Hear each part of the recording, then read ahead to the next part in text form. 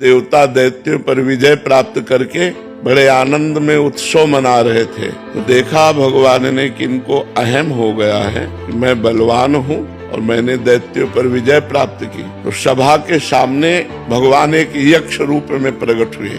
तो देवराज इंद्र ने देखा, बोले कोई भी देवता इनका परिचय लाकर हमें बताओ, ये कौन प्रकट हुआ है। तो सबसे पहले वायुदेव प्रकट हुए। विश्व में वायुदेव से बढ़कर कोई बलवान नहीं। तो वायु देवता गए और कहा, यक्ष तुम कौन हो। तो उनका हम तो अपना परिचय बाद में बताएंगे, पहले आप बताएं आप कौन है। बोले मैं पवन हूँ, वायु।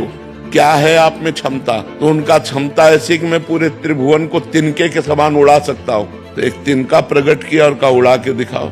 अब वायु देवता से तिनका उड़ाने की बात, वो तो ब्रह्मांड उड़ा दे लेकिन तिनका नहीं उड़ा। कहा पूरी ताकत लगाओ। वायु देवता पूरी ताकत लगा के हार गए, तिनका ऐसे से ऐसे नहीं कर पाए। आए और बैठ गए। देवराज इंद्र ने कहा कौन है। बोले असमर्थ रहा उनका परिचय प्राप्त करने में। दूसरा देवता अग्निदेव प्रकट, उनके पास गए। उनका आप कौन है। अग्नि। बोले आपकी सामर्थ। बोले त्रिभुवन को उपले की तरह जलाकर भस्म कर सकता हूँ। तो उसी तिनके को कहा तुम भस्म करके दिखाओ। तिनके की तरफ देखा, कुछ नहीं हुआ। पूरा पावर लगा दिया, कुछ नहीं हुआ। अग्नि देवता वापस जाकर बैठ गए और कहा मैं असमर्थ रहा। तब स्वयं देवराज इंद्र उठे।